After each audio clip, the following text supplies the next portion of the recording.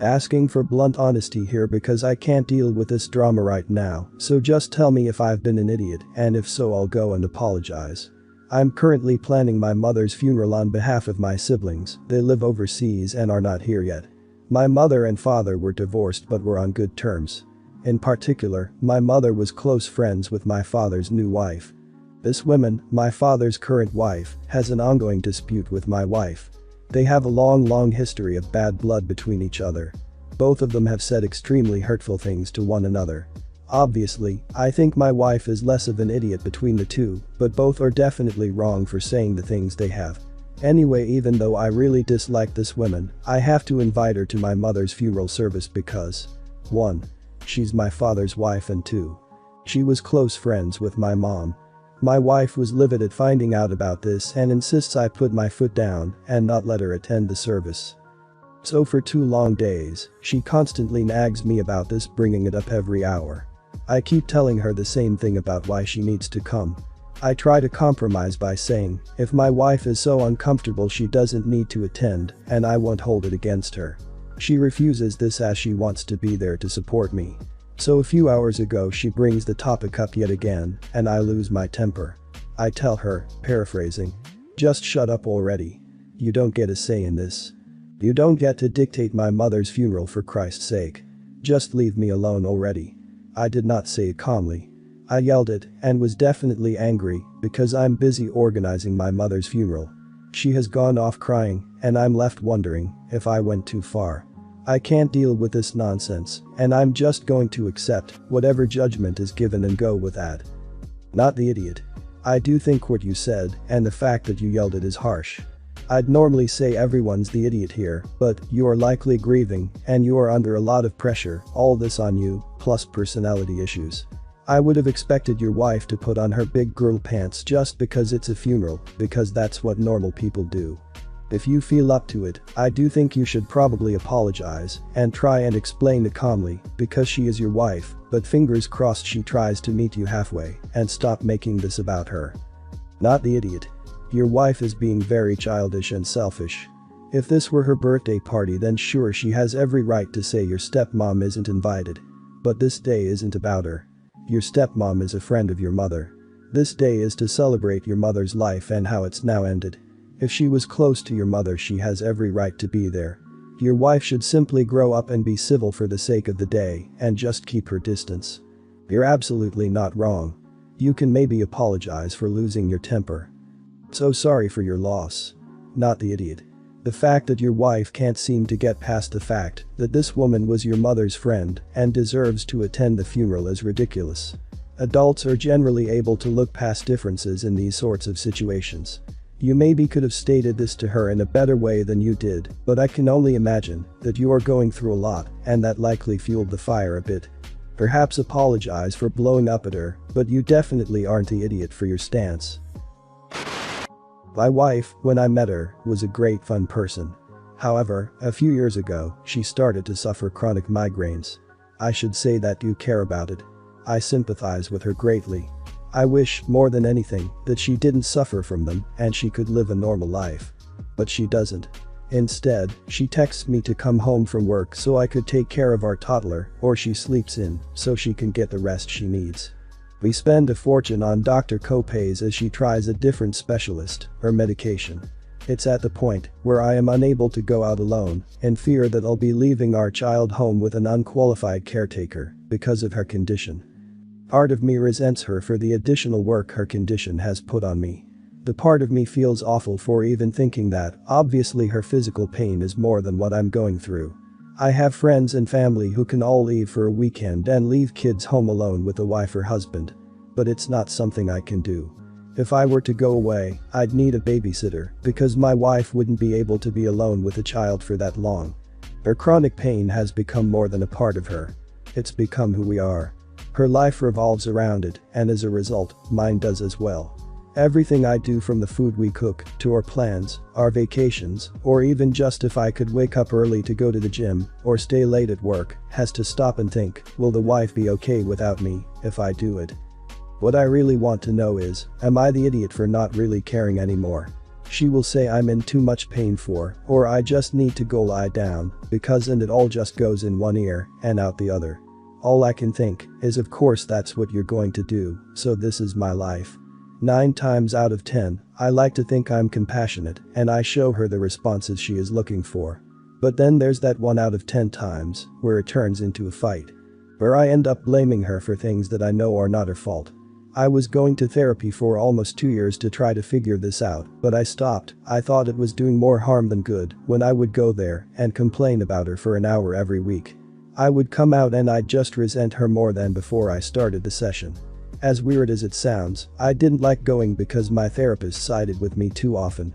He would tell me go out for the night or make plans for the weekend and then tell me to turn off my phone and commit to the act of enjoying my time away. And I don't think I could ever, in a million years, be able to do that. No idiots here. Caregiver fatigue is a thing. This is a lot to deal with. It's understandable that you'd have trouble coping. I would suggest going back to therapy, just get a different therapist. You should be coming out of your sessions with developing coping skills, not resentment. Under normal circumstances, you would totally be an idiot for not being sensitive to your wife's illness, but in this circumstance, I can see what effect her prolonged illness has had on you. I don't think you actually resent your wife, I think you resent her illness, and you are struggling to cope. No idiots here. She isn't doing it because she has a choice, obviously, so clearly, this isn't a not the idiot situation as she is trying to resolve it. However, when you first dated etc. you did so without knowing this would happen. It sounds trying, draining, and emotionally horrible for both of you for different reasons. Honestly, I get it, it screws, it's hard to care, because you have so much other stuff to worry about, and it doesn't seem like it will ever be fixed. I would say you only become an idiot once you entirely give up on her. No idiots here. I've had 2 friends who ended up breaking up with their finances who had chronic issues that they realized, as much as they loved them, they didn't want to spend the rest of their lives as caretakers. And there's no shame in that. You only have one life. Your situation is tougher cause you're married and have a kid, but I think you need to really think about your happiness and your kids. Cause pretty soon he'll be old enough to realize you're unhappy, and that'll affect his relationship with both of you. My wife and I hired a photographer for our wedding for $2,000, and we were eagerly awaiting our photos.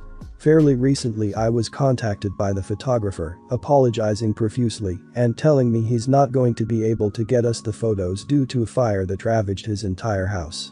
I snooped on his social media profiles to double check that this was true and not just an excuse, and it is. He posted pictures of the burnt down house.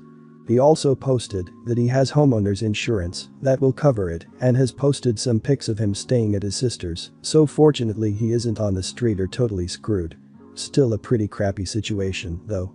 Here's the catch, though, he's only offering us a 90% refund, $1,800, instead of the full $2,000 one. He says the differential is due to the huge amount of time he put into editing, the 5 hours he spent shooting at the wedding, and the hour-and-a-half round trip he drove to shoot. So that's $200 we're out. I'm not trying to sound too selfish or entitled, but while I think it's all well and good he put all that work into it, all that doesn't really benefit us if we're not getting a single photo out of it, and I don't see why we owe him anything. It's sad and not his fault. I don't know, maybe he could have saved an extra hard drive somewhere not his house, but we're not getting our long-awaited and treasured pics, and I feel we deserve the full refund. I've demanded the full refund, and he's stood very firm that he's only giving the 90% one. I am prepared to take him to small claims or request a chargeback if he doesn't back down. Am I the idiot? Not the idiot, this is what his insurance is for. I mean, we all appreciate he is going through a tough time. More than tough. But his home insurance would hopefully cover his life needs, whilst his business insurance should honestly be covering all these refunds and more that he needs to provide you and others. I mean, $200 isn't much in the scheme of things, and you feel sorry for the guy, but on principle, no, you're not the idiot for wanting the money back. I mean, if anything it could pay for a post-wedding shoot. A lot of people do pre-wedding shoots, so why not do a post? Or even a honeymoon shoot. No idiots here. I feel the pain on both sides here. It's hard to pay for something and not get it after so long. It's also hard to work on something like that for so long and lose it. The photographer just wants something for his work and you just want your money's worth. With intellectual property, it can be hard to preserve the value of your work time. With any type of media editing, losing files is disastrous. If they're not backed up, you also lose proof you worked on it or any hope of continuing the job.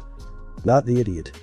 You deserve the full refund as he did not deliver on the product and it was once in a lifetime important. The process in the middle is irrelevant, he could have spent 10 minutes or 10 hours editing and it wouldn't affect the price. To be honest, if it were any other reason I'd be asking for more back as you'll never have those photos now, but obviously it's not the photographer's fault this has happened, it is his fault he didn't back anything up online or elsewhere though. Take him to claims. My roommate's girlfriend stays the night 1 or 2 times per week. Usually, she comes in the evening, stays over, and then he leaves for work early in the AM, while she kind of stays and leaves when she pleases. Or she stays until he gets home and they spend some more time together. So he usually leaves for work at around 5 AM, while I get up at around 6 or 6:30 AM and make my breakfast and start my day. His girlfriend usually sleeps until like 10 or 11 AM, so I'm up doing stuff while she's still sleeping. Since she's been staying over, I've received numerous texts from him while he's at work about how I need to be quieter while making breakfast because she's still sleeping, how I need to remember to put the toilet seat down for her, and that I'm being too loud in the morning. I'll wake up, be too loud, she'll text him to complain, and he'll text me. It's ridiculous. I'm not banging pots and pans trying to ruin her sleep. I'm simply going about my day. If I'm listening to music or watching Netflix on my phone, I use headphones. It's a small apartment with paper-thin walls, so I'm not sure what I'm supposed to do. Wait 5 hours until she wakes up before I do anything. My thoughts on this issue are as follows. She doesn't live here and has never once actually talked to me about these things. She'll simply text her boyfriend and he'll send long texts about how he's told me many times. Honestly, I don't care how she feels. She can put the toilet seat down herself. I've received a few long messages about how I once again forgot to put the toilet seat down. I live here in Parent, and if she doesn't like it, she can go home, she drives to and from. She's free to leave whenever. But he seems to think that he's justified in his complaints about me, not tiptoeing around her while she's over. In my opinion, he needs to just tell her straight up that she has no right to complain about these things. Am I the idiot? She is just a guest and makes such demands in somebody else's apartment. Did your roommate even ask you if you're okay with her being over and sleeping over? Does he even inform you about her spending the night over? I don't get where you would be an idiot in this story. Because you make normal noises in your apartment. Like damn, if footsteps, breathing and coffee being made bothers her that much, she should either swallow it up or go over to her place. Not the idiot, talk to your roommate and the girlfriend in person. Not the idiot. Not her apartment. Doesn't parent. Doesn't contribute in a way that would earn her extra consideration, like picking up the apartment while BF is away or cooking, etc.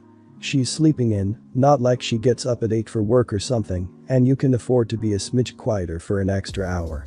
If you're merely going about doing daily activities and not being excessive with the noise, then there's no room for her to complain, nor for your roommate to expect anything from you. Not the idiot, straight up she shouldn't be there when no one that lives there is home. Why doesn't the roommate go to her place if she needs to sleep so late? It's your place, so long as you're not doing anything that would get a neighborhood noise violation, you would be fine. Anything extra you do, like using earphones, is being considered, maybe mention that to the roommate. Also, it's been mentioned before, but put the lid down too, not necessarily because of poop particles, but solely for the petty reason that everyone has to make an effort to use the toilet now. I'm going to try cut a long story short here. Basically, I'm getting married soon, yay me. My partner's family has been heavily involved due to tradition and wanting the wedding to be somewhat traditional, which I have no problem with. The wedding is going to be traditional, and their parents have helped with funding some of the weddings. Now we have no children and don't plan on having any time soon. However, their sister does, she has 3. We've asked all of our friends and my family to not bring children to the wedding at any part during the day as we don't want kids there. Now I work with kids and have no problem with kids, but I know that a lot of kids don't have very much special awareness for the scenarios they're in. Therefore me and my partner don't want children at the wedding. My family was fine with it, our friends are fine with it. Sister-in-law throws up a fuss. We've hired out quite a nice place for the event, and it comes with an on-site security for the event. At my partner's birthday party the other week, my sister-in-law was adamant that she was bringing her children to the day's proceedings. We argued for a bit, but in the end, I just told her that if she brings her kids to my wedding, I'd have her and her kids ejected by security. Well, my partner on my side, I'm getting a lot of fallback from her family, and it's just causing a whole lot of headaches for everyone. I'm unsure how I'm going to solve it. So, am I the idiot? Did I go too far? Not the idiot. Your wedding. Your expense. Your guest list. She sounds like one of those people who's never left her special snowflakes with a babysitter. Well, either the time has come, or she can stay home with them. You already tried to discuss it with her. She escalated it into an argument and expressly stated that she intends to totally disregard your wedding plans. Of course, you have to warn her that she won't be admitted. Because you did not make provisions for 3 extra guests who are also children. Not the idiot, you are just telling her very clearly up front and what your bottom line is. I like the suggestion someone else had of uninviting her. Just as simple, it's clear that you are only able to attend with your children, and since we are not having children there, we understand you will not be attending. I mean, what else can you do besides let her have her way? I don't know why a mother would want to have their children in an environment where they aren't welcome and wouldn't be comfortable, etc. It's total entitled behavior. Not the idiot. But as an intermediate step, I recommend you tell her she's off the guest list unless she agrees, in front of your phone on video or audio if not in person, that she is not going to bring her children. If she won't do so, then cut her entirely so there's less likelihood of her causing a scene at the event. Be prepared for one anyhow. Then if she shows up, show her the video before having her removed. Your wedding, your day, your sister-in-law and her kids can go pound sand.